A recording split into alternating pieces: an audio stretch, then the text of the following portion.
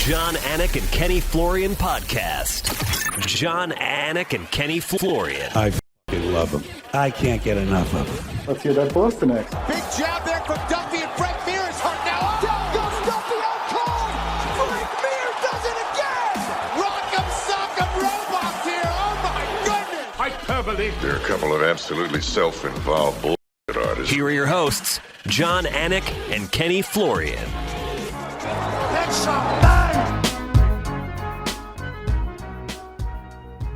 Oh, good to be back in your respective lives. Episode 469 of the Anik and Florian podcast, presented by DraftKings, starring three-time UFC world title challenger Kenny Florian. Kind of feels good to be back in the home studio, if I'm being honest, right? I got my buttons here. It was weird being on the road in Boston. You get sort of spoiled by this studio. We've talked about sort of being a better broadcaster, being a better whatever it is your walk of life is when you enjoy the space that you're in. I kind of miss the bells and whistles being in the home studio, kid.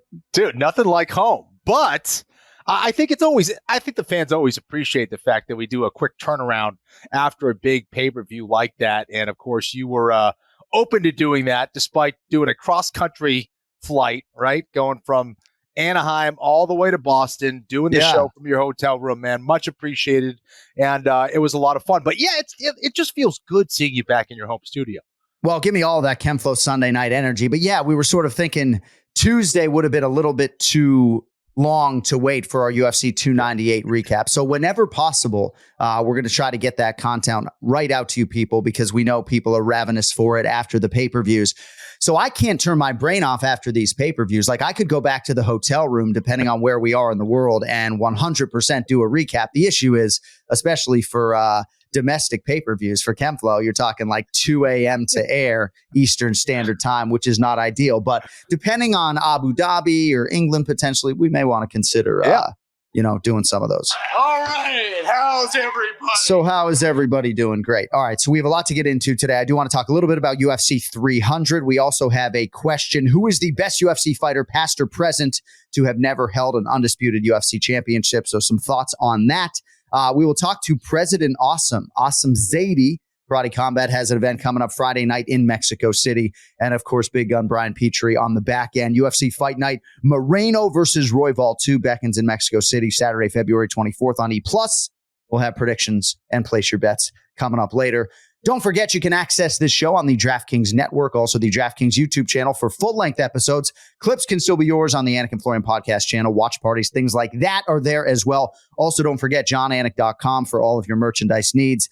20% off everything with promo code OneMoreSleep to help launch our new One More Sleep authentic designs that are out right now. If it does not have my authentic signature in the back collar, it's not fucking real, ladies and gentlemen. Thanks for supporting the show. And, we're trying to line everybody's pockets here, right? Staff, Will Berger, Cody Merrow, everybody that's helping us grow this show. And the merchandise is a conduit through which we do that. So thank you, everybody, for supporting and liking the show. All right.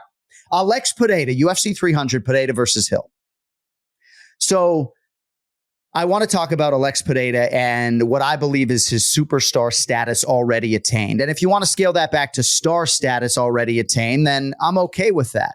But sometimes I think I'm too insulated to have opinions. And other times I think my insulation helps me forge opinions. And when Alex Pereira walks out in Toronto somewhere, the guy's a goddamn rock star. When he was there for a guest fighter at UFC 297, I mean, you would think the president walked in the building, right? I mean, heads turn. And he's only got 7 fights in the UFC. So I pushed out a tweet, and a lot of fans are responding as to whether or not they think he's already attained this status. Most of them sort of are acknowledging him as such. And there are a few different reasons why, Kenny. Some suggesting that maybe he's a skill-specific guy, like Bo Nickel has really resonated with the fans. Come from being really elite in one sport. It heightens intrigue. Also, people talking about just, Brazilian Portuguese, right? It endears him to people because he doesn't speak the English language, even though it seems as though he acutely understands it. There are a lot of different reasons why Alex Pereira has resonated with the fan base. And I think he's really worthy as UFC 300 headline.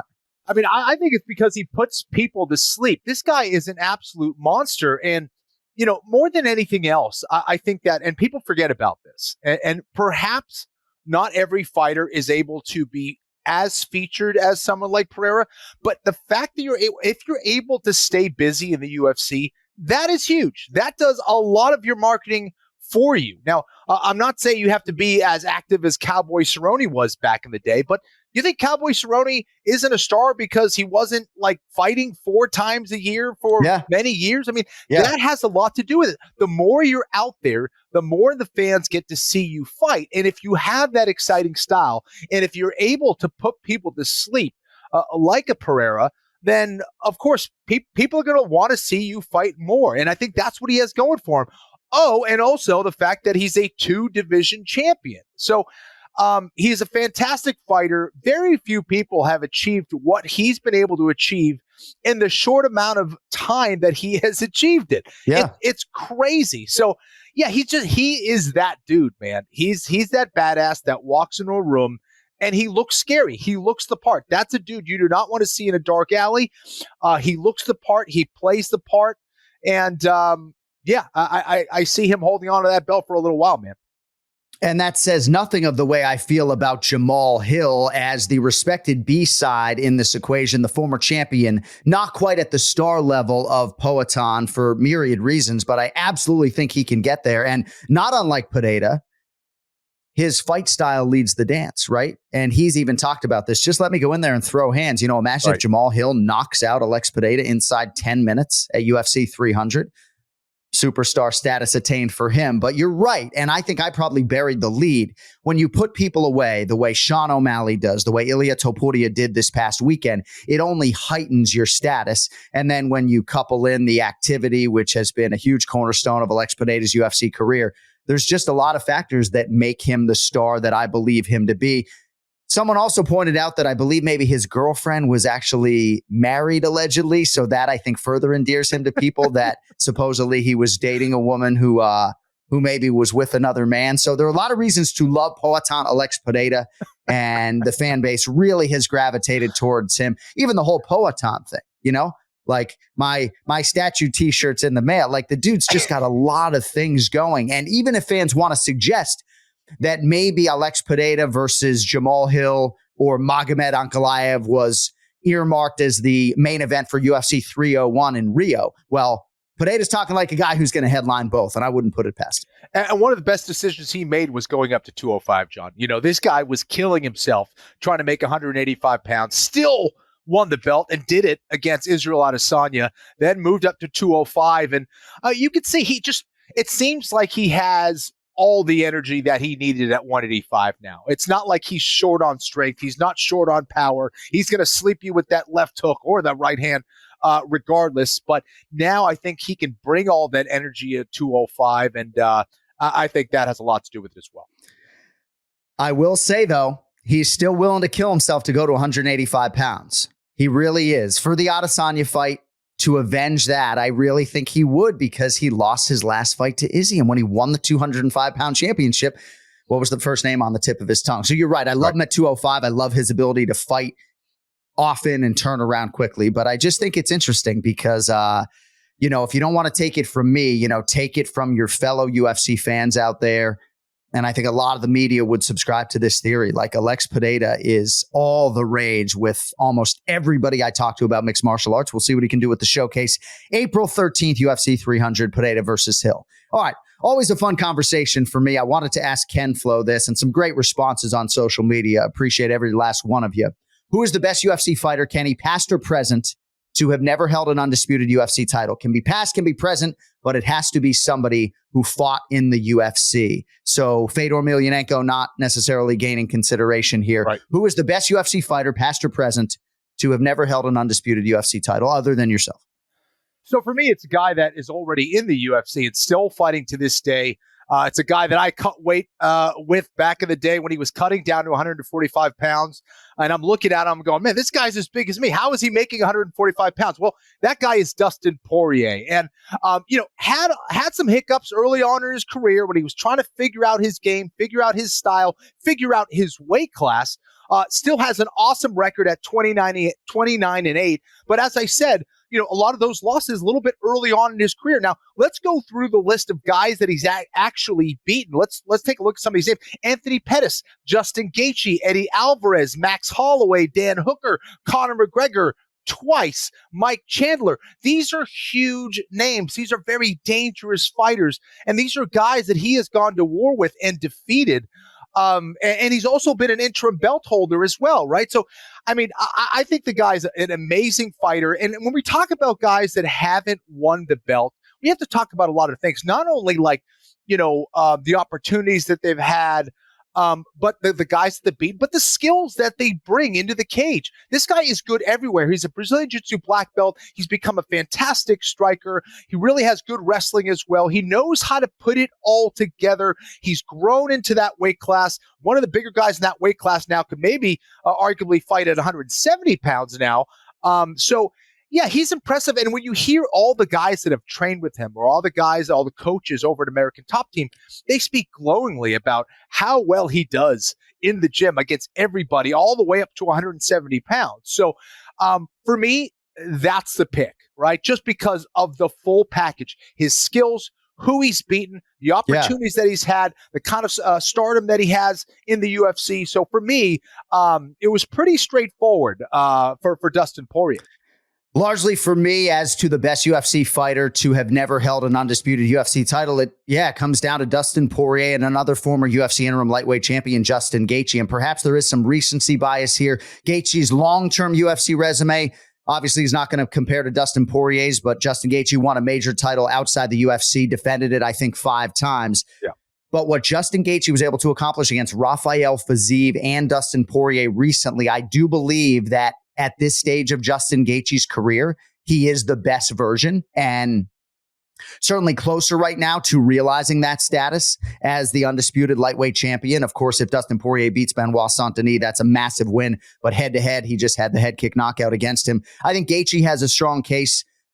I'm not sure the answer isn't Merab Dvalishvili right now, Ken Flo, and maybe some recency bias there as well. But with 10-fight win streak in tow at 135 pounds, he could actually very easily be 12-0 in the UFC.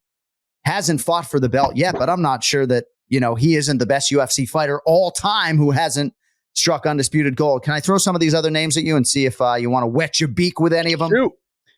All right, so these are all the names submitted by our fans as to the best UFC fighter to have never held an undisputed UFC title. Dustin Poirier, Justin Gaethje, Yoel Romero, Alexander Gustafsson, Anthony Rumble Johnson, Kenny Florian, Gegard Mousasi, Tony Ferguson, Dan Henderson, Gilbert Durinho Burns, Nate Diaz, Nick Diaz, Rory McDonald, Stephen Wonderboy Thompson, Chael Sonnen, Colby Covington, Merab Dvalishvili, and Zabit Magomed-Sharipov. I like a lot of those names, man. I think that a lot of those names definitely make a very, very strong case. Yeah, I mean, geez, those are some great names. A few of them that I actually didn't consider. So Yoel Romero came very close. A lot of people feel like Anthony Rumble Johnson versus John Jones was the dream fight of all dream fights that got away, and perhaps a pretty good matchup for Rumble. Zabit Magomed-Sharipov retiring in his prime. You got to think at some point he would have found himself in a championship setting. Colby Covington had 3 chances, but when healthy, to me, he's still elite. He really is. And so I like his inclusion in the conversation. Stephen Wonderboy Thompson came close against Tyron Woodley one time.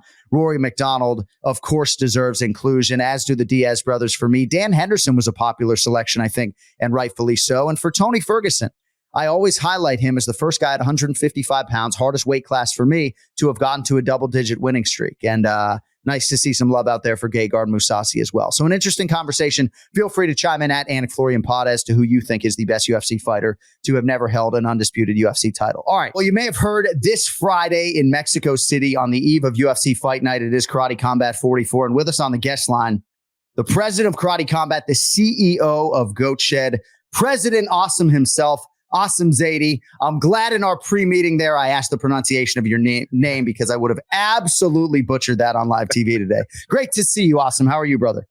It's a pleasure, man. I just woke up actually, but I'm hyped, man. My wife woke me up. She's like, "What are you doing? You got Jon Anik right now." And I didn't even know Kenny Florian's here too. So, geez, I'm happy. Well, hey, man, I am always looking for high energy people in my life, and you certainly qualify. I'd imagine some people butcher your name. Is that accurate or no? Oh yeah, definitely. It's always, since I was born, it was the same conversation. It's like, what's your name? I'm like, awesome.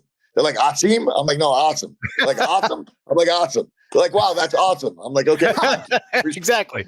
The same conversation I've always had. Yeah, well, and it's an appropriate name even more than I thought prior. At president.awesome on Instagram if you want to follow this gentleman. But congratulations on what has been a huge couple years for you individually and for your endeavors. Karate Combat just has a ton of momentum right now. When did you first align with the organization and think that this could be something potentially big? Well, so what's really cool is that I started off as a coach, right? So I was coaching my fighter in the organization, and I was really basically, my wife is a manager. She found an athlete from the mountains of Pakistan. This guy had no name behind him. And we started building his name here. We got him to America, and he fought and debuted in Karate Combat. So what intrigued the founders and the owners of Karate Combat was, look, nobody wanted to sign this guy because they thought he wasn't going to be that superstar. And when they finally signed him and they saw how much of recognition he got so quickly, they say, wait a minute. Okay, if Asim and his team are able to do this to these new fighters to build their name so quickly, if he ran an organization, maybe he could do this for all of our fighters. That was the theory behind it, you know? So I started working behind the scenes, helping with social media, helping with different things. But slowly, actually not slowly, 3 days on the job, they offered me the position to become president. So it was an honor. Awesome. It seems like you got a great thing going, man. It's kind of like a combination of like, the movie vibe. And then you have these legit awesome strikers from all over the place, all different disciplines that are battling. And you're kind of bringing that exciting aspect of mixed martial arts into just that striking. Like, what do you think it is that is bringing that appeal to your event? Well, what's really cool is, look, they did the hardest part. The founders of the organizations did the hardest part. What's so cool about MMA is the cage is something very new and unique to MMA. When UFC hit the scene, the octagon was theirs. Nobody else had that. And now every organization that comes after them sort of models their octagon, their cage, like the UFC, right? So what we did was, the founders, they decided to create this pit, and it's amazing. You can immediately tell it's us. Every single social media clip, every video, it's us. So The pit is something so unique, and it's amazing because you can get this view, right? The cameras can see so easily. The spectators can watch the fights much easily. So I think it's something that people really love, and it gives that movie vibe that you're talking about. And you guys are really kind of signing bigger and bigger names, it seems, all the time. Obviously, there was the Benson Henderson, Anthony Pettis that was not too long ago. And to see them kind of rekindle that rivalry was really cool, man. All the fights that I've seen have been really exciting. Any plans for any more of those names on that level? Oh, definitely. And we want to constantly throwing that in. One, because those are my dream matches, just me as a fan. Like, I wanted to see that rematch, because when they fought the first two times, the second time that armbar was so quick that it didn't allow for the fans to really watch a fight. So I wanted that trilogy personally. Also, I'm sure other fans agreed. But we're gonna have a lot of big names. This event coming up right now, we got this guy Royval Alves. He was in the UFC, and there was a lot of hype around him in the UFC. But the thing about MMA is there's so many ways to win. There's so many ways to lose. It gets complicated, right? The grappling is a big issue. And a lot of these athletes, maybe that's not their thing. So a guy like Royval Alves, who's so athletic, you guys saw him when he fought Drew Dober, moving his head and all his viral moments in the UFC. Yeah. I really feel this sport is made for guys like that, elite strikers that may not want to grapple. All right, so this Friday night, it starts with the Pit Submission Series, then the regularly scheduled Karate Combat, and then the finale, Influencer Fight Club. So you got a lot of different things going on Friday night. Yeah, Friday night is going to be a rough night for us, and then I'm cornering the UFC the next day. My students fighting the featured bout under the championship fight. That's a big reason why I followed the UFC to Mexico, by the way. I started off as a coach, right? I got 34 pros, and I'm very loyal to my fighters. I really sacrificed my life for them, and I didn't want to abandon them just because now I'm president of an organization. So I said, okay, guys, you're fighting in Mexico. I'll throw my event in Mexico the day before. It really is amazing. And I actually have a few questions about you as a coach. But I do think that this is a fitting role for you, however it came about. I mean, it's sort of a fascinating backstory. But Goatshed, man, love the name. Give us a little history. Obviously, a lot of traction now in the UFC, but 30 plus pro fighters. Jillian Robertson, I believe, is training there full time now. So tell us a little bit about Goatshed and your alignment and how that name was created as well, if you would. Okay, of course, man. Goatshed is actually a really intriguing part of this whole story for a lot of people because we're a very controversial gym on social media. You know, we're constantly posting viral clips and different things like that.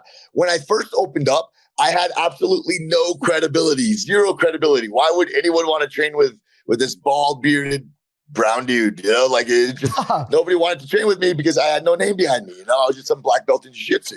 And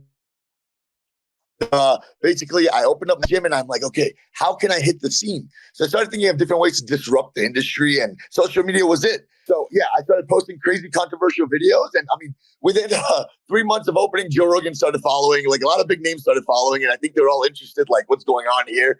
And our fighters, now here's the thing, I tell all my fighters when they join, I say, guys, I'll get the name behind you, I'll get the viewers, I'll make you guys popular, but if you lose your fight, you're just a famous loser. Like you got to win your damn fight. You know what I mean? Right. So we trained really hard while promoting well on social media, and these guys just kept winning and winning and winning. And right now we have a team record of 108 wins, 12 losses. So that's a 90% win ratio.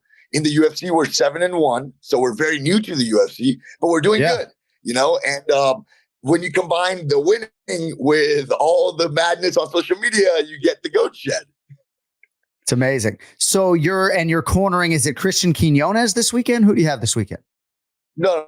I have Francisco Prado. He's fighting under Yair Rodriguez, right? He's fighting Daniel Zellhuber. Oh, okay. I thought you said, I knew about Francisco, but I thought you said the feature prelim, because that's, the feature bout on the main card is what you're talking about. Third from the last. Yes. Yeah. Okay. Yes. All right. Yeah, that's a big fight, bro. Tell me a little bit about that. Ken Flo's going to have to make a fucking prediction on that fight later today. Yeah, you know, it's a really big fight it's a big fight for all of us. It's the biggest moment of our lives as martial artists right now because our team has never made it that high up on a UFC card. We've always been prelims. Then we started doing main cards, but we've never been the featured bout on a main card. So this is a big moment for us. We decided to come out to Mexico 3 weeks early. So, you know, to get used to the altitude. So I brought out my fighters. I paid for a house, a family taking care of us in Abuela. You know, we have the fathers driving us around. We're living with a family. It's pretty cool. We're showering with buckets. It's a rough life in the village we decided to live in, but it's really great. So we had training camp there. The fighters are looking phenomenal. But what I have to say is this: look, I don't think anyone emphasizes this enough. Elevation is terrible. It sucks. Yeah. These guys were gassing out in like 1 minute. It was terrifying. Like I remember texting my wife after the first sparring session, and I'm like, babe, we got to pull these guys out. Like, I don't know what we're gonna do. We're gonna lose. It's gonna be a first round knockout for both of our fighters. Like, we just can't survive this. And turning white in like 2 minutes of sparring. But I have to say, thank God we pushed them so hard. We took them to the mountains. In the mountains, it's 22,000 feet elevation. We were running by the volcanoes. It was really cool. And now they're ready to go. And I hate to make such a bold prediction because, you know, my opponent, Francisco's opponent is very good. We respect him. We like him a lot. But I'll say this. If it is a first round knockout, I would not be surprised. I would not be surprised. I'm so glad you highlighted no matter the how altitude. good our opponent is, Francisco looks so wonderful. Our fighter looks so... Yes, yeah, definitely. But the fighter looks so wonderful. He's ready. If I see a first round knockout, I will not be surprised. So he's 21 years old. How many of his 13 pro fights has he been with you for? He has been with us. So when he joined the UFC, he fought on like 5 days notice in Australia against a very good athlete. I forgot his name. But he lost a decision. He lost a decision against that guy.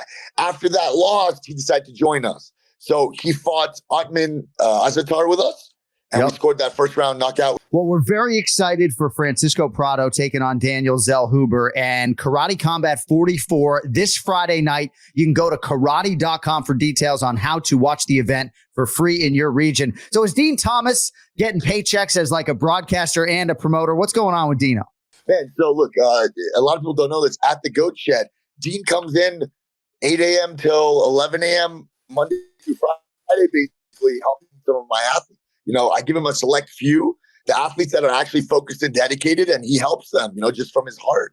So Dean Thomas helps me a lot behind the scenes in Goatshed, and he's sort of like a mentor of mine, and I really look up to the guy. So when I became president, I'm only 33 years old, even though I don't have a hair follicle left, but I'm only 33 years old, so I'm a young president.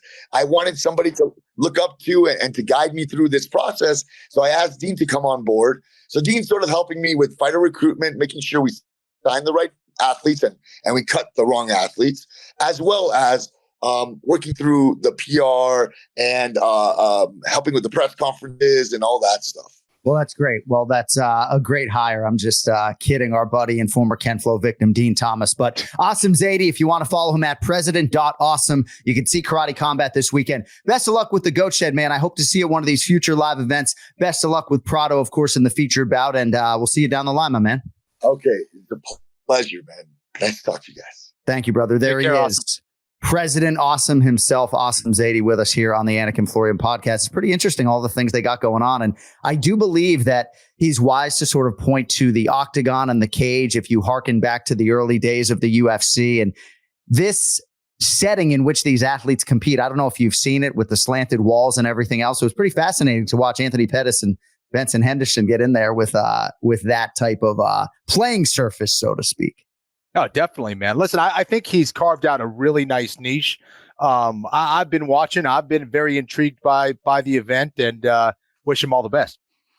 All right, well, you may have heard of Lucy. They're upping the nicotine pouch game with Breakers. Pouches packing a little something extra inside. So what are Lucy Breakers exactly? Well, if you know your pouches, you know the nicotine doesn't hit immediately, and neither does the flavor. Well, the geniuses at Lucy came up with a brilliant way to fix both problems. They put a mini liquid capsule inside each Breakers pouch. You grab a Breakers pouch, break the capsule, yes, with your teeth. It actually makes a really satisfying pop. Put it in your lip and enjoy the immediate nicotine and flavor release. It is a new kind of pouch technology, and it's only available from Lucy. It is 100% pure nicotine, 6 delicious flavors, including unique ones like apple ice or espresso, and also some classics like mint or mango. So break up with your dusty gas station pouches, would you? And go to lucy.co/AFpod. Use promo code AFpod. To get 20% off your first order, Lucy offers free shipping and has a 30-day refund policy if you happen to change your mind. That's lucy.co and use code AFPOD to get 20% off and always free shipping. And here comes the fine print. Lucy products are only for adults of legal age, and every order is age verified. Warning, this product contains nicotine. Nicotine is an addictive chemical. UFC Fight Night Moreno versus Royval 2 beckons Saturday night, Mexico City, Mexico. Let's get to the main event challenge. It's the main event challenge. Anik. The time is most definitely now. Florian. I finish fights. I'm going to do everything possible to win. The main event challenge. The Jon, Anik, and Kenny Florian podcast. All right, speaking of energy and big dick energy. Big Gun Brian Petrie with us for the main event challenge, as always, on social media at Brian Petrie MMA. My man. What's up? What's up? What's up, boys? Happy to How be are you here. doing? I'm good, man. Feeling good. Feeling spry. Feeling good. So can I quickly ask you about Ilia Topuria? I know we've had a few Wi-Fi issues today, so I'm wont to do so, but I need to ask your thoughts on the new Spaniard champion if I could. Listen, I tweeted out it was one of the best performances for winning a title I've probably ever seen. That's not recency bias. What he called his shot beforehand, and we all thought he was crazy. And it wasn't like Volk was off his game. Volk was on point. This kid is something special. I love the performance. I loved his attitude. I love his confidence. And he's going to be a problem moving forward. Like he's going to jump up to 55 and be a problem too. He's well built, well skilled. Future's bright, man. I'm excited for him. Maybe I'm not reading it well, and I'd like to get your guys' opinion on this because I see the coach for Volkanovski is Joe Lopez. Yeah. And he mentioned something about the knockout kind of referring to it almost like being a lucky punch, like, oh, he landed that big shot and that was it. Do you think that's the right approach for Volkanovski to hear it? I don't know. Like, it can't. It's not that simple. And I don't know. No, I don't think it was a lucky punch. Volk was getting hit in that fight. Right. Volk, his only real true offense besides the left hand was the kicks. And it was only a matter of time before closing the distance. Topuria was going to close the distance and catch him. And he hit him a few times. And Volk was going back with his chin up a little bit. And that there's some things that need to be worked on, from my opinion. And I hate the lucky punch narrative. I mean, listen, the guy threw it. He put it on your chin. Like, Volkanovski's like, hey, I got caught. That's what happens, right? I don't like the coach going, it's a lucky punch. He had a puncher's chance and he got it. Like, I don't like that narrative, because Topuria has a hell of a lot more than a puncher's chance. Yeah, see, I just don't even think, though, that there's anything really to it. Like, I have to interject here, because not to just come to Joe Lopez's defense, but, for a lot of people, you say something and whatever is the most sensational of what you say ends up being the headline, and then him sort of saying things were going well until they weren't. And, I don't believe he used the word lucky whatsoever. Right. And then it sort of becomes this story that I just think isn't anything. Like, these are T crossers and fucking eye dotters. And, I just, maybe they didn't fight. Maybe they're not owning it, Ken Flo, to the degree to which some people would like. But I really think Joe, when reflecting, wouldn't, lean into that part of the statement at all. I think that's a more accurate take, John. I think what's a more of a concern are two things, right? Is the fact that he's not acknowledging the fact that there was a technical error on the part of Volkanovski there, of like, hey, we made a mistake, we're going to fix it. There wasn't a whole lot of that talk. But I agree also that he's not necessarily saying it was a lucky punch. But I think the narrative for the Volkanovski fans is it's almost kind of leaning that way too, of like, Volk was winning that first round pretty easily, and then he landed that one shot, and that's like, no, that vulnerability was there. And anyways, perhaps actually, I have the quote right now, and it's a little bit more. I don't know what the adjective, a little more concerning, I guess. Now we knew coming into this fight he had a puncher's chance, and he got that punch. Yeah, so I think Joe Lopez, if he could have that one back, he would say we all knew. Well, they didn't maybe know just how much of a challenge this was, but certainly he had Alexander Volkanovski's attention beyond just having a puncher's chance. I think they were worried about the power, but they were worried about the footwork, and certainly, grappled too. Like, I certainly think their preparation would take on a different tone for the next meeting, but I don't know that they took him lightly. Do you think they took him lightly, Kenny? I don't think they took him lightly, but I think Ely is one of those dudes who I think that, like, you see his whole look and what he says, and you tend to draw attention to that. Kind of similar to Conor, not as much, right? Because Conor was like so over the top, especially at the time when he came into the game, where you're like, this dude's legitimately crazy. Like, there's no way he's actually that good of a fighter, right? But lo and behold, he actually was. And here he was kind of creating this facade, or maybe creating this image of like, hey, I'm this crazy guy and I talk a lot. I know how to promote fights.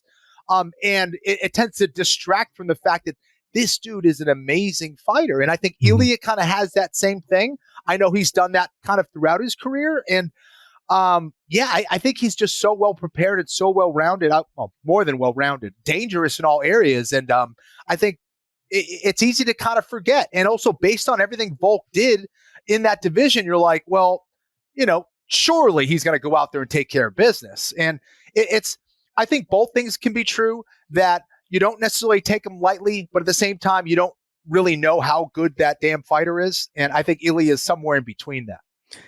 I think, Bri, that Israel Adesanya and Alexander Volkanovski are sort of in similar positions, where it's okay if the belt in that division is now defended against someone that is not them. Right. But the possibility remains that in all likelihood, their next fights are going to be for the belt. I know there's some rumblings that maybe Khamzat Chimaev and Adesanya are going to fight in Saudi Arabia in a non-championship setting. That's news to me.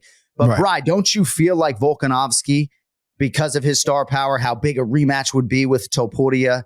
Like, I feel like his next fight is going to be for the title, even if Ilya defends against Ortega or Yair or Max or somebody else first.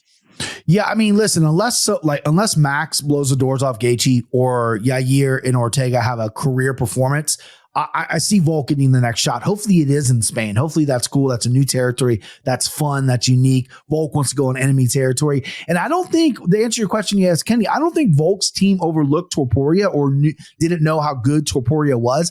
I just think they know how good their guy is, right? And I think they're like, our guy's got it. He's in shape, mentally strong. We're taking care of business. They're great coaches. They always have great game plans. It's just you ran into a buzzsaw that night. That is Ilya Topuria. But I think Volk should get the next shot. I think he's earned it. Yeah. But I wouldn't be surprised if he gets leapfrogged by, like, say, Max Holloway becomes BMF. That's interesting to me. Go ahead, Ken Flo. I was going to say, and I'd be curious to hear both of you guys' thoughts, but do you think he came back too early after the knockout? Because obviously that was kind of the criticism or the concern for a lot of people was, hey man, is he coming back too early off of this knockout from Makhachev? Did it affect him mentally or even physically? Right. I'm not smart enough, Brian, to know the answer. I've never been knocked out, so I don't know. And I'm not a fighter, obviously, so I don't know the ramifications from that. I just hear from people. I know Chris Curtis got knocked out his first amateur fight, and he came back like 2 weeks later, and everyone in the gym's like, what the fuck are you doing? You're an amateur. What are you doing this for? So it's a kind of a different beast from everybody. I mean, obviously, you hear people talk about it, and you kind of see, like, once a guy gets chin, though, it happens. And I don't want to reference the Hall of Famer, but Frank Yeager was always so durable. And then he got clipped that one time and got put out. And all of a sudden it kind of was a chain reaction. And that happened in his later 30s as well. So it is something that we see in the sport that is definitely, we all say it when we cap fights and stuff, but it holds true sometimes. So I would say yes. I think he came back a little too soon. Even Aldo after the Conor McGregor knockout. Yeah, right. Exactly. Yeah. It's certainly harder to dismiss it as a narrative now after this result. So anybody who was leaning into that, and even Ilya Topuria in my sit down with him suggested that this was a good time for him to be fighting Volk because of that knockout loss. So we'll see what happens. We'll see how long Topuria will be shelved for and how quickly they can get a venue in Spain. I think that's really the big factor. I don't think they want to sit Ilya for 6 or 7 months necessarily, but Volk did hint at maybe some time off. And in a perfect world for Volkanovski, I think you still fight Topuria. You still are next, but it's at least 6 months away. Right. Quickly, Bri, before we move on, I just wanted to ask you about Mackenzie Dern and Amanda Lemos, but Dern specifically because fan base loves her. She makes a lot of money, as was disclosed by the California State Athletic Commission, and she probably makes more than that. I don't believe those numbers in totality, but she deserves to, right? Like fans really love her. When I asked the question, who's your favorite fighter? Tons of responses on Mackenzie Dern. Puts on a show, win or lose, not the perfect fighter, but she's got a lot to like. And I do think that, I just love her stepping up here on short notice, relatively, taking on the number 3 fighter in the world, rallying through adversity and having her moments. Yeah, you said it best. I mean, listen, Mackenzie Dern's a fucking savage, right? She's beautiful. She does interviews where she's lovely, she's funny, she's cheerful, she's always smiling, but a fucking savage. And coming back and almost winning that fight after getting beat up the way she did just proved the heart. We all knew she was tough. When we all talk about her. Yeah, she's great on the ground, and yeah, she's pretty, but she's tough. She's a fighter. And I was thoroughly impressed. I had money on Lemos. But and I'm a fan of Dern, and I was kind of rooting for Dern to come back and win that because imagine the scenes of that, you know what I mean? Yeah. But it was an incredible performance by her. I think she deserves every penny that she makes, and hopefully, she just continues to get better with her. Her takedowns look pretty good. She landed some nice takedowns, which is really nice to see for maybe the future. Did you see Mackenzie's reaction? Seems like Amanda and Mackenzie maybe have a similar sound at the beginning there. Yeah. Hands in the air. Yeah, I saw that. She thought she won. She thought she won. All right, pronunciation of the week for UFC Fight Night Moreno versus Royval 2. So if you get this name right, I'll grow out my hair. And people know how reluctant I am to do that. So this is tough. Yeah. She's coming off her first pro loss, but according to some, remains one of the top strawweight prospects in the UFC, and she'll put that very status on the line this Saturday night against Sam Page Hughes in Mexico City. Bri, what are you talking about, kid?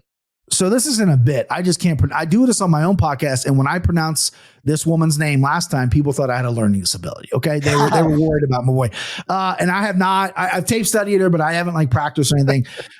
So buckle up, boys. I'm gonna go Yasmin Yarogui. It's not bad, kid. I mean, I'm not growing my hair. It's not bad. It's not bad. Cody, trigger that file if you would. My name is Jasmine Jauregui. My name is Jasmine Jauregui. Howdy. It's Jauregui. So do you need to hear it again, Ken Flo? Oh, I thought it was howdy. All right, it's 3 syllables. Cody, bang it again if you would. My name is Jasmine Jauregui. My name is Jasmine Jauregui. I hear howdy for some reason, but maybe I'm... So, not to belabor it, but, you're just emphasizing the how. Mm-hmm. So that's the syllable you punch, Brucey. Jauregui. And then we have one more file, Bri. Yeah. So who's Brandon Moreno fighting this weekend, Bri? Brandon Raw Dog Royval. Let's go. I don't even need the file. I mean, we can hear the file, but Royval historically has been a very difficult name. And again, we're talking syllabic emphasis. Brandon Royval. We're emphasizing the Roy, not Royval. And the Raw Dog nickname stays. Cody, let's bang the file since we have it. Let's get nail that. Brandon Raw Dog Royval. Brandon Raw Dog Royval. And the overriding point here is practice. If you say Royval 15, 20 times, you'll commit it to memory. All right. Today's main event challenge is presented by DraftKings. Stay tuned because you'll hear more about DraftKings and all it has to offer throughout the show. DraftKings, the crown is yours. All right, UFC Fight Night Moreno versus Royval 2. First fight for us, the main card opener at lightweight. Tijuana's Manuel Torres, minus 162. Chris Duncan, plus 136. Torres has won 5 in a row, 2-0 in the UFC. Came off season 5 of Dana White's Contender Series, taking on Scotland's Duncan. He twice competed on the Contender Series, also 2-0 in the UFC. So, Bryce, something's got to give here. You like Manuel Torres the favorite or Chris Duncan the dog? This has potential to be just a bang fest. However, Chris Duncan, his last 2 fights, has landed 7 takedowns. He's kind of ushered away from the Scottish brawler that we saw in the Contender Series. He almost got knocked out by Ray Longo's guy, Charlie Campbell, and then came back and somehow won that fight. But he's evolving, he's transitioning to be a full mixed martial artist. And good thing, because he's fighting Manuel Torres, who can bang. This dude has put everyone out. Big power. I like his technique. I like his frame. He's athletic. The thing is, the number doesn't scare me at minus 185. I am picking Torres, but the one thing that bothers me is we haven't seen enough of him, right? Chris Duncan now is evolving his game, landing takedowns. Is that going to play a factor in Torres? I want to load up on Torres, but it's burned me in the past of a guy who, his competition has been a little thin. He's coming off 3 knockouts. That's great. Can he make it 4? I think he can. Chris Duncan has been knocked out before, but it just throws a pause at me because I don't know his overall game yet. Has some good wins on his record, but I like Torres by knockout here. Hopefully he sets that Mexico City crowd on fire. Manuel Torres right now minus 162 on DraftKings Sportsbook. The comeback on Chris Duncan plus 136. Ken Flo, your thoughts? Yeah, man, it's going to be hard to beat a Mexican fighter in Mexico. But, Chris Duncan is evolving into more of a wrestler, and he kind of looks like one, right? He's stocky. He's got that build. Also has power as well, especially if he's able to kind of get you up against the fence. He feels more comfortable there. Will throw combinations from that position. So I think Torres has to watch out as well. However, I agree with you, Brian. I think Torres is the more potent striker. He hit one of the most beautiful elbow knockouts that I've seen in UFC history. He just landed all of it. So it takes a heck of a lot of timing to be able to do that. He definitely is a banger, loves to go out there and trade, wants to knock out his opponents. Wouldn't be surprised if he was able to do it. He's tall, lanky for the division, has a lot of different tools, not just his hands. He can elbow knock you out, his knees, his kicks. So I'm curious to see how Duncan deals with that range and all those tools. I think it's a little bit closer than people think, but I'm leaning the way of Torres as well. Every time I bring up Saturday Night Live, I date myself as someone who was born in the 1970s. But Ken Flo, you got to remember the Mike Myers skit, Welcome to All Things Scottish. If it's not Scottish, it's crap. Every time a Scottish guy fights, Bri. Every time a Scottish guy fights. That's all I hear you. All right, it's strawweight. The aforementioned Jasmine Jauregui, minus 535. Sam Hughes, plus 400. So the Mexican Jauregui stopped by Denise Gomes last July at UFC 290. Still just 24. Now facing Fortis MMA's Sam Hughes. Now, she's an interesting case because she's had a lot of developmental time in the UFC. 3-4 in the octagon, coming off a big win over Jackie Amarim at UFC 287 last April. Then she was going to face Lupi Godinez at Noche UFC last September. She was a big underdog there, but was forced to withdraw. And now another widespread here, Bri. Your thoughts on Jasmine Jauregui minus 535 versus Sam Hughes plus 400? Sam Page, baby. Sam Page she's interesting because she's burned me a lot in the past, and I love her at Fortis MMA. She's grown as a fighter there. Even the losses since she's been there have been close, competitive. She's show heart. She's won as an underdog before. This is a huge number, right? And your boy likes to play big numbers. Your boy likes to gamble, likes to roll the dice a little bit. However, Jauregui, coming besides the fact that she just got sparked out by Denise Gomes. She didn't land a strike in that fight, right? But she's a legit fighter. Her striking is good. It's fast.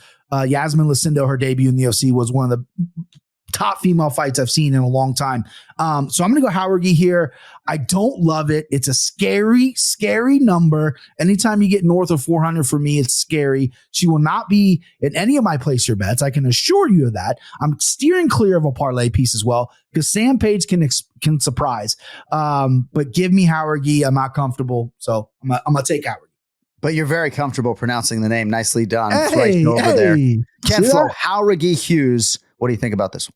Yeah, listen, I think Jauregui is just way more skilled, to be honest, than Hughes. Hughes can pose some problems for sure. She is very tough, very hard to put her away. I just think that the comfort on the feet from Jauregui, it just seems that she's more willing to throw combinations and put those things together.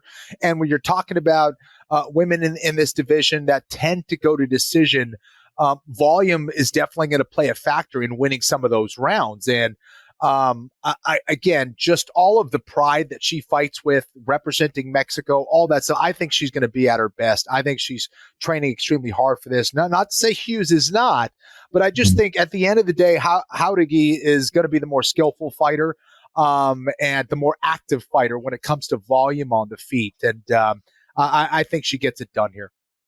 But yeah, I agree with Brian. Like the odds are a little scary there. All right, next fight for us, fellas, on the main card at bantamweight. One of the brightest prospects in MMA, the now 19-year-old Raul Rosas Jr., minus 265. Ricky Turcios, plus 215. Great fight here. Rosas Jr., 2-1 in the UFC after a stoppage win of Terrence Mitchell last September. That was Noche UFC. Turcios, tough season 29 bantamweight winner. Kind of the forgotten man, though. Hasn't fought since November of 2022. Huge opportunity, Bri, for Turcios here as he takes on the highly touted Rosas Jr. Who do you have? Yes, I haven't been big on Rosas Jr. I like the fact that it's incredible what he's done. Debuted 17, all that stuff, but I just felt like he needed room to grow. He got outmanned by C-Rod for sure. But against Turcios here, I think he wins this fight pretty easily. Turcios is a scrambling wild man who doesn't get tired, lands a ton of strikes, has several fights over 110, 111, 112 significant strikes landed. The guy is all action, but he gets taken down quite a bit. 6 times, 7 times, 5 times in UFC. And that's where Rosas Jr. wants to do. He wants to get you to the ground. He's good in the scrambles. And I think he's going to take him down, dominate. I don't see a finish happening, but I see this being a good performance for Rosas Jr. here. He's going to move on. He's going to get another dub and another call out. Hopefully get his mom another minivan. That's what he did last time when he went in Vegas when I was there. So I like this spot for him. This is good matchmaking for him. Ken Flo, Raul Rosas Jr. minus 265 this weekend. Ricky Turcios plus 215. I love how Brian just turned Raul Rosas into Brazilian. Like it says Rosas. It doesn't matter. I don't care. You're Brazilian now. Okay? That's what I'm calling you. No, listen, I think I couldn't agree more with Brian here. I think it's very astute observations. I think that Turcios gives up takedowns and gives up position way too much. And yes, he's a wild man, which makes him dangerous, but I don't see him being like a crazy potent striker. And I think Rosas is going to find a way to get in on those legs, outposition him, and potentially submit him. Now, everyone looks at like belt rankings and things like that. Throw that out the window. A lot of times you can kind of throw it out the window unless they have some high level pedigree as far as being a world champ or ADCC champ, this and that. Like I know Turcios is a Brazilian Jiu-Jitsu black belt, but I just don't see him being at what I consider a high-level Brazilian Jiu-Jitsu black belt, and Rosas might be like a purple belt or something, but I think from a grappling perspective, Rosas is way more dangerous. I think this is a great fight for him. Odds-wise, I think that's a little juicy for those guys that are putting bets out, so I like Rosas here as well. And don't forget, on the back end of the show, place your bets, $1,000 a piece for Ken Flo and BP. That brings us to a featured bout at lightweight. Talked about this one a little bit earlier with Asim Zaidi, who will be in the corner of Francisco Prado. He's a plus 225 underdog here against Daniel Zellhuber, minus 278. So 2 straight wins for Zellhuber since he lost his UFC debut to Trey Ogden. Great performance at Noche UFC in front of a lot of supporters. He submitted Christos Yagos, now facing the Argentine Prado, 21 years old, 12-1, stopped Atman Azaitar last July, Bri. What a fight here potentially at lightweight. Who do you have? Yeah, I love this fight. This is going to be, I think, maybe one of the best fights in the card. I think this card's a great card. A lot of really good competition. Prado's Argentinian guys. For every Santiago Ponzinibbio you don't get a very good guy. You get a guy who likes to bang them out. They have that jungle fight down there. They don't produce a ton of talent, but I've watched film on this guy and I like Prado a lot. I think he has skills on the ground. His record's weak before coming in the UFC. He debuted against Jamie Malaki, looked pretty good. He did. But and he's put it together. He's a solid prospect. Zellhuber, come out of the Contender Series, everyone was crowning this guy the next year. This is the guy. And then just a complete flat performance against Trey Ogden, who Trey Ogden is more of a grappler, outstruck Zellhuber. Zellhuber's stuck in mud. Yes, it's rebounded well. I'm not going to hold that against them. But when you're coming at me and I'm making picks, I can't go LeBron James chalk the whole time. You know what I mean? I got to mix in some dogs. So I'm going to go Prado here. I think this is going to be a scrap. I really do. I think it's going to come down to if Zellhuber is on. If he's not on, I think the Mexico City crowd can make him on. But Prado does have that dog. He's got a great chin in him. Does have some good submissions on his record. It can scrap himself. Doesn't have the knockout power that I would like, but I think he can win a decision here. All out violence in this fight. I love it. Ken Flo Prado, 6 wins by knockout, 6 by submission. On the other side, Zellhuber, 10 finishes in his own right. Great feature bout here at 55. Who do you have? Yeah, Brian's leaving me nothing, kid. He's leaving me nothing. He's taking all the analysis over here. No, I think it's spot on, dude. I think that Zellhuber, sometimes he'll look a little flat, and I think volume can be a problem for him. I think he needs to use that range, that lankiness here against Prado to keep him on the outside. He's got to be sharp. He's got to be able to stop those takedowns as well. I know Zellhuber is a Brazilian Jiu-Jitsu black belt, but Prado is a problem on the ground, man. He stays extremely active. He's got excellent ground and pound. He's very aggressive, always trying to advance position and hurt you.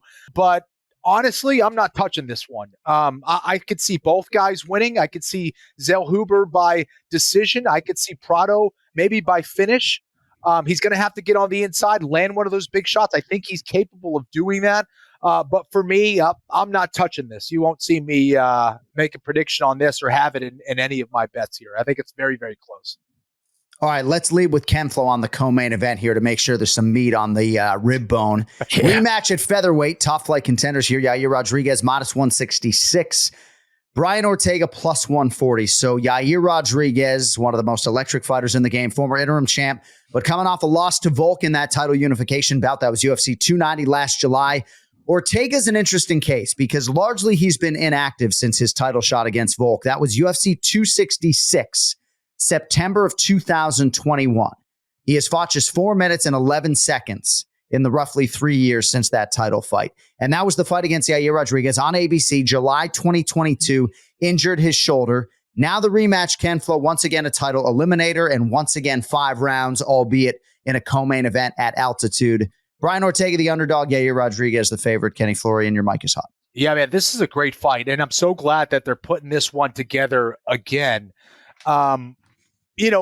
It is not easy coming back after a long layoff, especially when you're dealing with a bunch of injuries. Just getting over that physical hurdle, that mental hurdle can be a big problem for a lot of guys. Now, Ortega isn't your regular dude. He has proven his toughness time and time again. However, when I look at momentum, right? If you're a fighter and you're coming back after that long layoff, you at least want to be able to lean on something. Now, for Ortega, great dude, but he's 1-3 in his last 4 fights, and he's going against a guy in Yair Rodriguez who gets off to a hot start. Like, not a whole lot of guys start as quickly as Rodriguez. Like, he will throw all of his moves at you in the first 3 minutes, and you're like, what the hell is this tornado of technique here?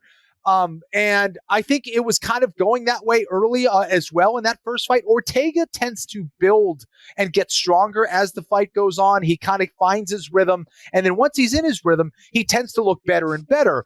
But Rodriguez is gaining a ton of experience. And I don't think there's a time, maybe the Volkanovski fight aside, where I haven't seen him better than he was before. Rodriguez is constantly getting better. He's constantly adding new tools to the toolbox, whether it's his wrestling, his jiu-jitsu, his striking. I mean, this dude is a problem, man. He's extremely fast. He was landing a lot early on against Ortega and then hit that, arm lock, which ended up separating the shoulder of Ortega there. Very unfortunate for Brian. And, that was kind of flukish.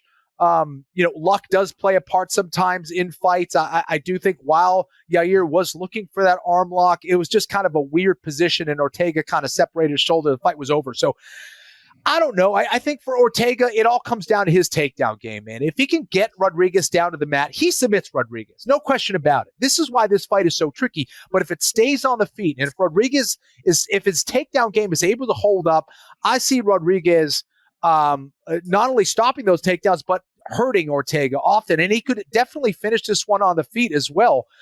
So I don't know. Ortega has a chin from hell, but how long does that last? And if Rodriguez is able to be consistent, land those shots, stay disciplined, not get too crazy, I think he can win this. But it all comes down to the takedown game of Ortega. And again, the fact that he hasn't been so active the last couple of years is a concern for me. So I have to go with Rodriguez here. Brian, T-City just one win since he knocked out Frankie Edgar memorably back in 2018. And that was the decision over the Korean Zombie on Fight Island, October 2022. Big time rematch in the featherweight division. Could be a title fight at stake for the winner. Who do you have? Yair Rodriguez, Brian Ortega? Huge fight. This fight became even bigger after this past weekend because one of these guys, you're talking a little bit of shit to Poria. Ortega, good looking kid. People, they want to promote him 1-3. He's still getting co-main events and stuff. Ortega is an interesting guy because he's cashed a lot as a guy who's getting the shit kicked out of him most of the fight, and he'll land something big. You look at his stats against these guys. He's getting outstruck. He's getting outworked. And then he lands something, right? So it's always interesting playing him as an underdog because you have that shot. So I recommend anybody playing Ortega, just play him by submission. You're going to get a better plus the money. However, I'm on Yair Rodriguez here. I think the first fight proved how fast he was, how slick he was. Like Kenny nailed it. He's getting better. He's so mentally strong. The Volk fight that he lost, he just regrouped and rebuilt, and he's going to come back. It's not like a step back for him. This is a big fight for him. Now that Topuria is the champion, he goes, shit, I'm licking my chops. I could be next up. Let's promote it. Spain versus Mexico. That's fun. And I just think Yair's is a better fighter. I really do. I think, his takedown offense is a little bit questionable. I think Ortega's wrestling is a little bit questionable. So that's going to come into play here. But I also think just the striking and the speed of Yair is just going to be too much for Ortega, who hasn't been in there. Striking's all about timing. And I don't love where Ortega's training at, the Southern California. Who's he training with? Who's his coaches, right? There's not many people coming out of there that are very successful right now. I know he's a great jiu-jitsu coach, but who's the sparring partners? Because sparring helps you with your timing when you've been off for so long and you're going against a guy like Yair. You're not going to find many training partners that fight like Yair. However, you can at least get some of the speed and timing down, and I don't think he's going to have that. I think Yair's going to jump on him. I think Yair first round will be interesting because Ortega is notoriously durable, but a first round plus money, I'm willing to dance with that. But I like Yair big here. I'm very bullish on this line. I'm surprised it's not higher. But yeah, give me Yair. All right, main event could determine the next flyweight challenger for the champion Alexandre Pantoja. And you got to think they want Pantoja to defend his title in Rio on May 4th. Needs a dance partner to that end. Brandon Moreno, -270. Brandon Royval plus 220. And of course, he has fought these guys successively. Pantoja has as well. So who knows? I mean, Amir Albazi with a serious neck injury pulling out of this fight has major consequences in this division. As for this fight, Moreno Royval, second meeting, first one, UFC 255, UFC Apex, November 2020.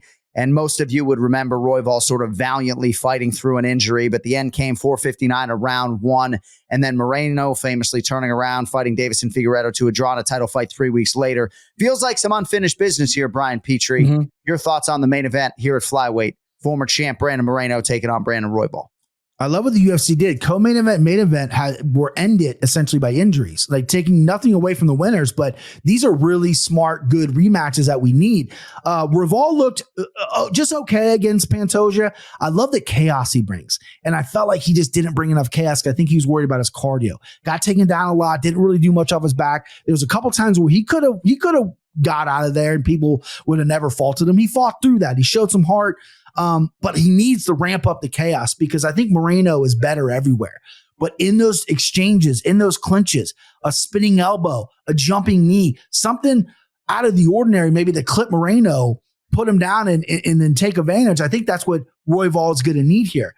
Moreno, I think, is underrated as a grappler. I think he's underrated as a wrestler. He held Pantoja in great. That was a very close fight when they fought. I would love to see a rematch. I mean, Pantoja is like his thorn. He's beat him 3 times now. We're really going to see a fourth fight. I know the one was on The Ultimate Fighter, but are we going to see a fourth fight? I think if Moreno shows up, beats Royval, finishes Royval, then yes, we're going to see a fourth fight, 125 with Albazi being out. You got Manel Kopp in the wings as well. But you need someone to fight Pantoja who wants to stay active. They need a Rio card. I like Moreno here. I like Moreno to control everything. And he can't get sucked into the chaos. That control chaos by Royval is going to be a problem.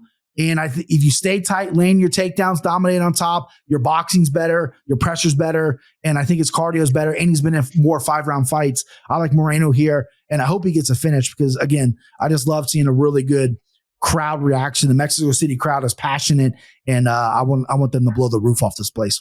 Nicely done with the handicap, but you're back to butchering Royval. You know that, right? I did? What? Yeah, you twice. You said Royval. We're trying to emphasize the Roy. Just trying to help the viewership. Brandon Royval. I'm just messing with you. Royval. All right.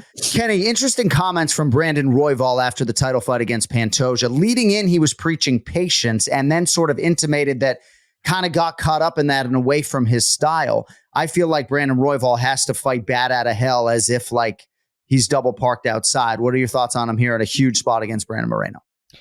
Yeah, man, I think that's an interesting point, right? Because you don't want to get too far away from who you are. And I think that perhaps that hurt him in that last fight against Pantoja. And the way I see it, it's basically like the fundamentals, the consistency of Moreno versus the chaos of Royval. So, yeah, did I say that right? Royval? Yep. Okay. So, yeah, man, I think that this is going to be a very interesting fight. I think it's going to be a very exciting fight as well. And now, for Royval, I think he's got to be able to manage those emotions at the same time, though. It being a main event in Mexico, this is a big deal. And for Moreno, this is clearly a big deal. And I think that Moreno's one of those guys who definitely has become this big game player. When the lights are brightest, I think that's when we see Moreno at his best. And so I'm curious to see how Royval deals with this, right? And how well he's able to fight in Moreno's backyard. But when I'm looking at a fight, it doesn't matter who it is, what the name is for the most part. I'm always going to lean on someone who is consistent and relies on those fundamentals. And Royval could finish this fight, no question about it. I think he's that dangerous. So Moreno's going to have to definitely mind his P's and Q's. But yeah, I think Moreno is going to be able to get it done here. Like Brian said, great breakdowns yet again, dude. Let me bang, bro. I think that, it's got to be the full mixed martial arts arsenal for Moreno. He can't just fight him one way. He's got to keep Royval guessing, keeping him change the fight, bring it to the ground, keep it on the feet, mix things up. Anytime Royval wants to do something, he has to do the opposite. So, and I think Moreno has the intelligence and the MMA IQ to be able to do that. So I like Moreno here in this spot. Nice. All right, we'll see where the number closes right now. Brandon Moreno is minus 270 on DraftKings Sportsbook. All right, time for Place Your Bets, brought to you by JonAnik.com. Get 20% off your order with code OneMoreSleep. So Petrie was at plus 97.46 going into UFC 298. You go 2-2 on your bets. Nice parlay on Lemos and Merab. That paid at plus 166, so $300 paid $498.84. You did lose straight wagers on Paulo Costa and Alexander Volkanovski for a total of minus 500, but you snuck the fluffy Kopylov over 1.5 rounds home. That was a $200 bet at minus 160, so that paid you $125. And it means your weekly total is in the black, plus 123.84 year to date for Petrie, plus 221.30. Kemflo was minus 410.68. You hit a $250 straight bet on Amanda Lemos at minus 130. That paid you $192. You hit a $250 straight bet on Ian Machado Gary. That paid you $108. Lost straight on Henry Cejudo for $250. You lost straight on Volkanovski for $150. And you hit 3 of your 4 legs on your parlay, but there was no round robin, which means it's a loss. That included Anthony Fluffy Hernandez. Volk was in there too. Minus 100 on the parlay. Weekly total minus 198.99.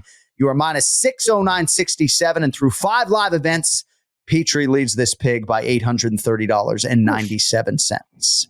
All right, Brian, how are you spending your $1K on UFC Fight Night Moreno versus Royval 2?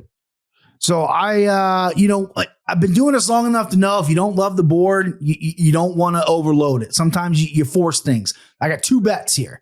I'm using my 1,000 though. I got Manuel Torres by knockout. Prop is not available on DraftKings. I will get you that number later this week.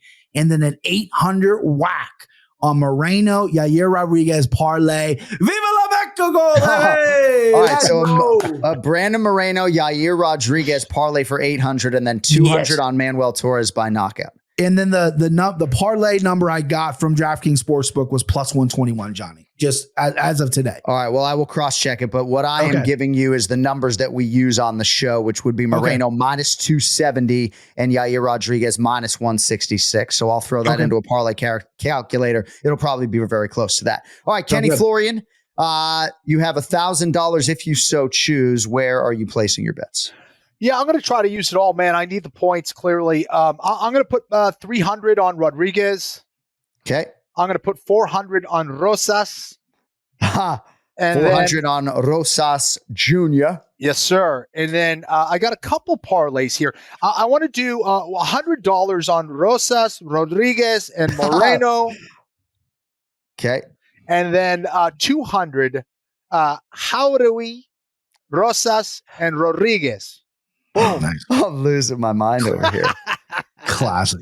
All right. So a $300 straight on Yair Rodriguez, $400 straight on Raul Rosas Jr., and then parlays tied to those 2 guys as well, but one with Moreno and one with Jauregui. And there you have it. All right, Brian Petrie at Brian Petrie MMA. Appreciate the extended time today, my brother. Have a great week, and we'll talk to you on Monday, kid. You guys are the best. I'll see you. All right, that's it for Place Your Bets, and that's going to do it for a busy week here on the Anik and Florian podcast. Don't forget, you can check out our UFC 298 recap in full on the DraftKings YouTube channel, clips on the Anik and Florian podcast YouTube channel as well, and we appreciate every last one of you supporting the show and subscribing to the show. It truly means a lot to all of us making this a weekly passion project. So thank you, guys. We will talk to you next Monday. Thanks to our executive producer, Cody Merrill. Thanks to Asim Zaidi. Thanks to Brian Petrie. And thanks most of all to the best fighter to have never fought for an undisputed, or who to have never won, I should say, an undisputed title, Kenny Florian. For him, I'm Jon Anik. We'll talk to you next week. Until then, good luck.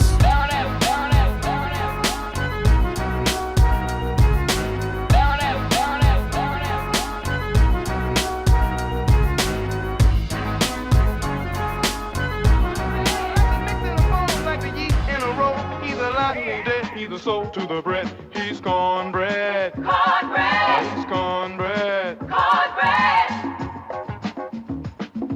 Life is so precious, do the best that you can. Keep your hands on the bar, he's the open man. He's cornbread.